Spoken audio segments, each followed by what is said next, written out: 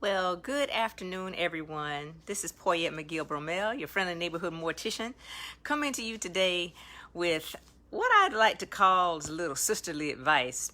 When I was coming up, I had a lot of, I would classify as big sisters, big brothers in the community who kind of, you know, hit me to what was going on in life and that kind of thing. And even some of them were adults, who just kind of talked to me as a little girl about some things that I needed to make sure I had in order in my life.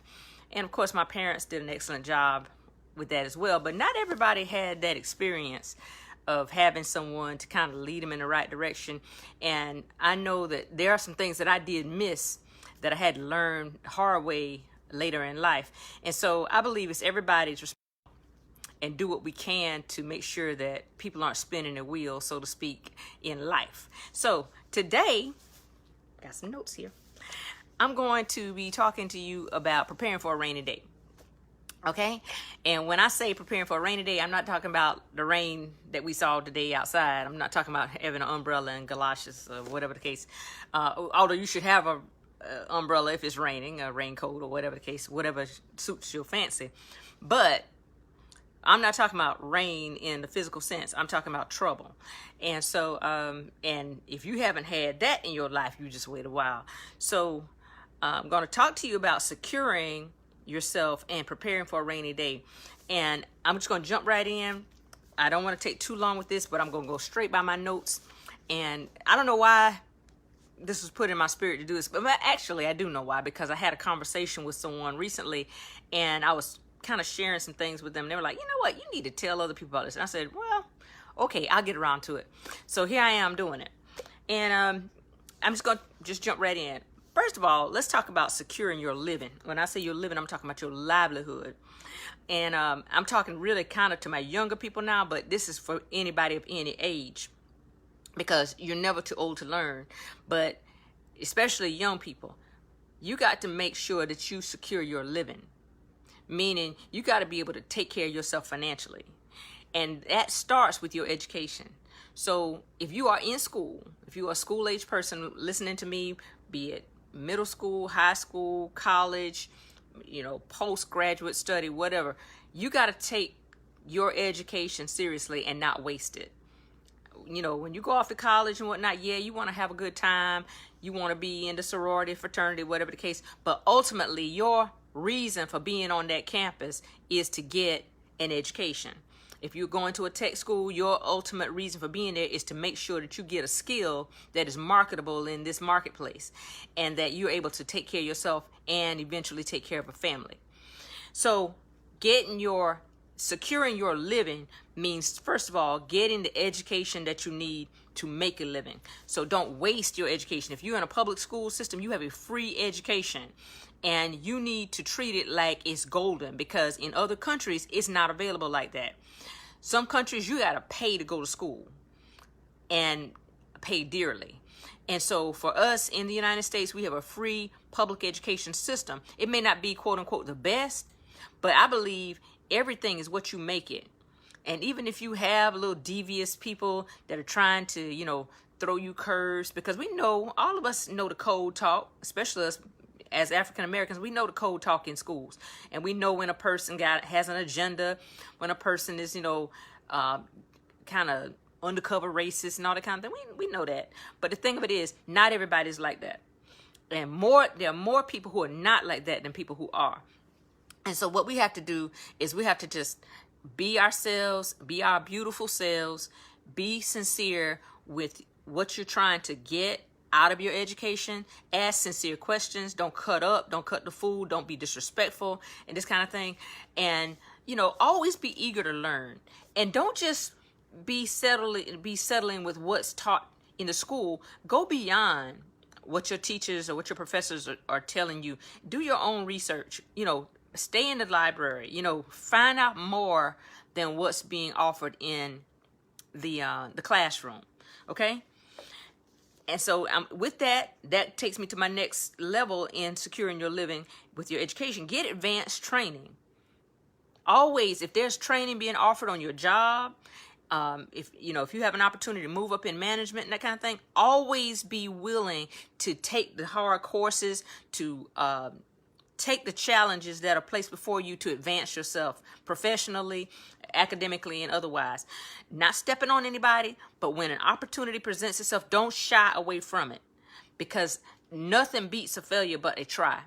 And so even if you try and you don't fail, at least you swung at the ball. But that's better than the person just stands there with the bat saying, I'm not going to swing. So my thing is swing, try. And more than likely, if you try, you may succeed. And so if you do succeed, you've gained another skill, you've gained another credential or something to take you further and take you higher in your career or in your specialization. And don't be afraid of specializing.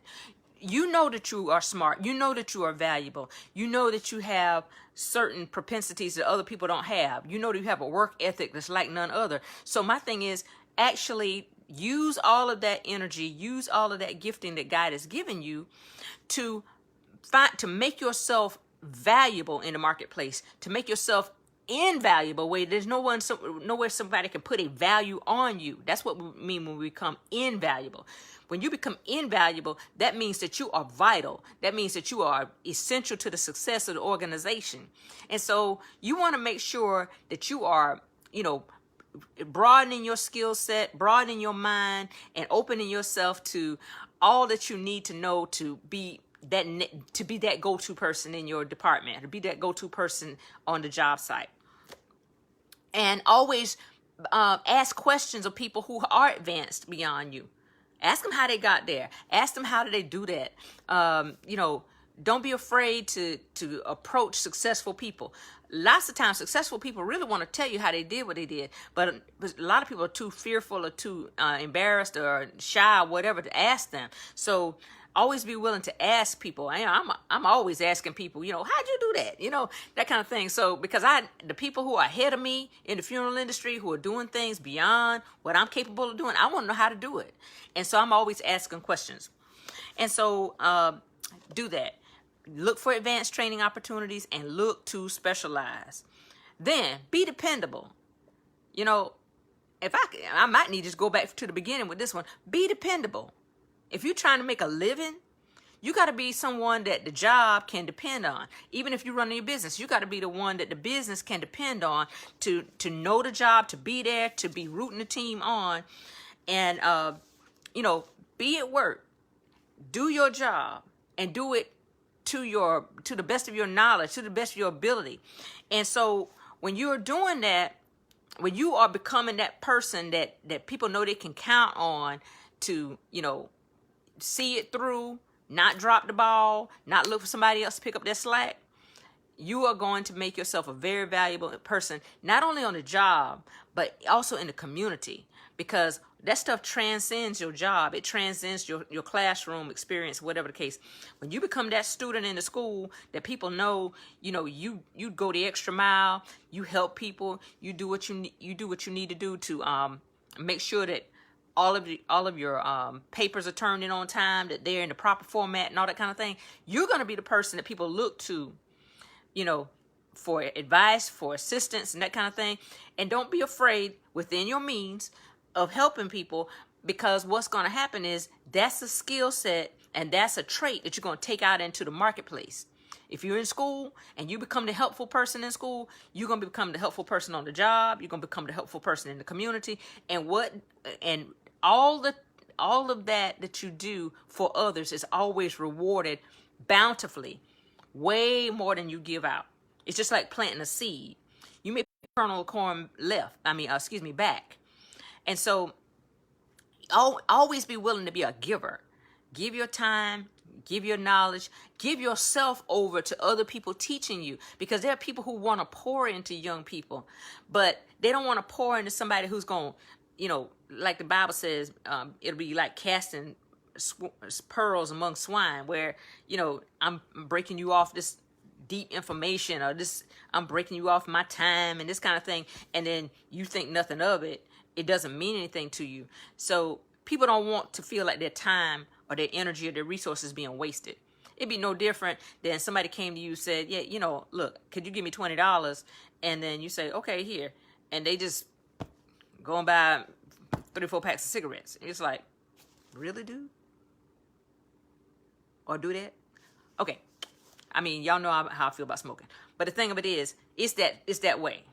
If I just adamantly was against something and you came to me with what I think is a pressing need, and then I see you take it and do something stupid with it, that's how people feel when they see people that they have spent time with, that they, you know, spent their energy, their money, or whatever resources they spent on you or spent with you, and then you know, turn around and do something stupid, or you act as if they hadn't said a thing to you, then they're less likely. What you do is you make it harder for the next person coming behind you, because what happens is people get frustrated and they back away when they feel like their time and their energy is being wasted, because that's one thing we cannot redeem. We cannot redeem the time. When time is gone, it is gone. You don't get yesterday back. I don't get the last hour that I spent back. This time that I'm spending with you right now, I got to make the best use of it right now, because I don't get this moment back. So, support the team. When you are trying to make a living, you got to understand that you can't do anything by yourself. You have always got to incorporate the efforts and the interests and the fears and apprehensions and all kinds of stuff that comes with working with other people. You got to be open and amenable to it and be able to incorporate it. Emotional intelligence is when you can actually understand how other people fit into your world. You are not the center of the universe, okay? Your world is interconnected and indelibly entrenched in the worlds of other people. And so we've got to actually figure out how to be harmonious in what we do when we're working with other people. And so sometimes it's not easy, because some people are not easy to get along with. And sometimes we're not easy to get along with. Sometimes we don't even get along with ourselves. But that's why you always have to pray. You always have to just say, Lord, creating me a clean heart, renewing me a right spirit. You know, you just got to always, every day, be asking for the Lord to just renew your mind, give you a new mindset. If an old mindset needs to be broken and washed away or discarded, have the willingness to change. You cannot go through life not changing. You have to be willing to change. You have to be willing to adapt. And so, when I say you, I'm talking about we. We have to be willing to adapt. We have to be willing to change. We have to be open and understand that it's not always going to be our way. It's not always going to be the way that we see things. And so, you know, and that's hard, especially when you are taught to be strong, stand up for what you believe in and all this kind of thing. And you should be strong and stand up for what you believe in. But what you believe in is not the only thing that can be believed in. Okay? Your beliefs are not the only beliefs out here. And when you have to work with other people, okay? Now, if you're going to pick a dress or buy a pair of shoes, that's an individual decision. But when we're talking about, you know, where a company is going to move next in terms of, you know, what's going to be the next big deal, what's going to be the next big project, and that kind of thing, you got to incorporate the input of other people in that process. Even if you're the boss, you got to make sure that your workers buy in to what you're trying to do. Because if they don't buy into what you're trying to do, they're going to drag or detract or walk off of the job site. And then what are you going to have then? A mess. So you got to make sure that you are listening with your ears, but listening with your mind, understanding how all of this stuff works together. And then understand when you need to walk away from a situation. Understand when a person doesn't fit. Everybody's not meant to be in your life all your life. You aren't meant to be in somebody's life all of their lives. So you got to understand when it's time for you to step or you to bounce, and when it's time for them to bounce. And then you got to understand when it's time for you to stick and stay, even though it's tough. So all of that comes with it, but that's all a part of emotional intelligence. And as we get older, and it's good when you know these things when you're little or when you're young, but when we get older, it becomes more and more vitally important, because your relationships become more complex as you get older, particularly as you get younger. When you become a boss yourself, or a foreman, or a supervisor, whatever the case, then you have, or in organizations, you become an officer in an organization, you're working with a group of people, you got to understand how to incorporate the mindsets of other people into what you're doing, and not have just constant battling going on in the organization, because nothing will move forward if people are constantly infighting. And so moving on from that, and that was all under be dependable, okay? I know this, I wasted a little bit too much time on that one, but I felt like those things need to be said. Okay, last one under secure your living would be keep your resume updated. Always keep a track. I mean, I'm guilty of this right now because I can't remember last time I really looked at my resume. And so that's one thing I'm gonna have to go back and do.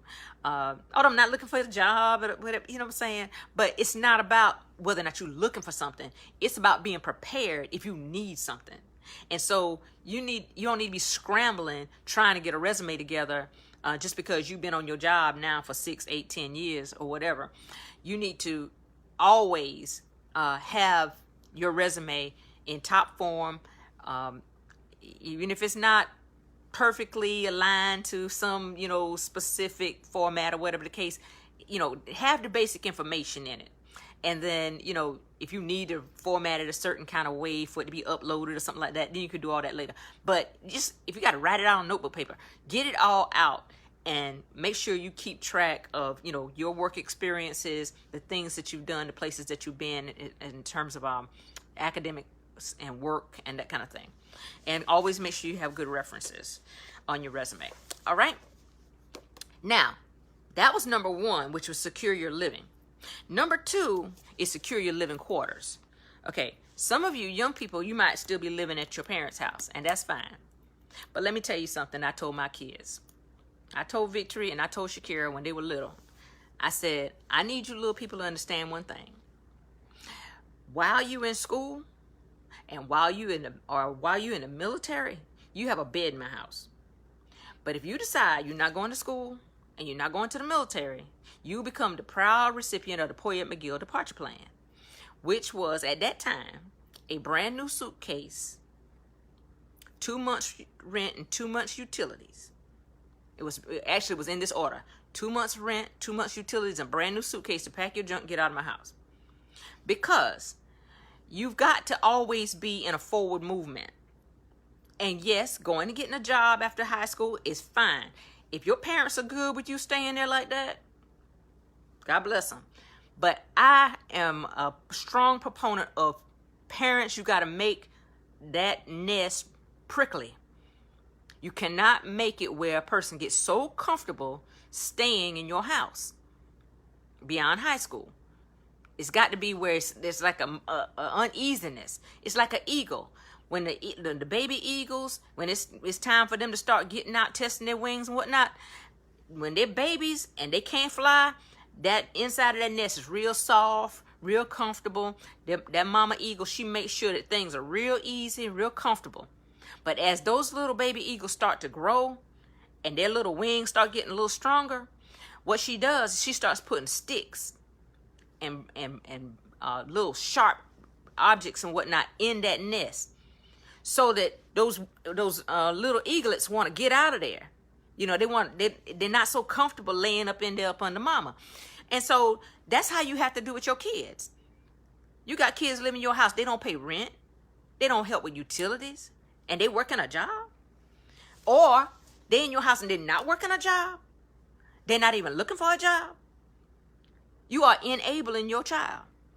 And the thing of it is, I know we love our kids, but that's not love when you enable a person and make them totally irresponsible. Because when something happens to you, nobody is going to be there to coddle them and to cater to them the way you're doing. And so what you got to do is you got to start putting some fire under them, so to speak. And finally, if you start putting enough fire under them, man, she keep worrying me about getting a job. Yeah, I'm working one. I'm working, you need to be working. You grown, living in my house, you need a job. So, you got to start putting your foot down. If they got a job, that's not their money to go buy rims and grill their teeth up, which, by the way, destroys your teeth. Put them crazy looking contacts in the eyes, which, by the way, destroys your eyes. Okay? So then you end up with another problem going over to Stokes eye care, because you done got macular degeneration going on because of some fake eye contacts. So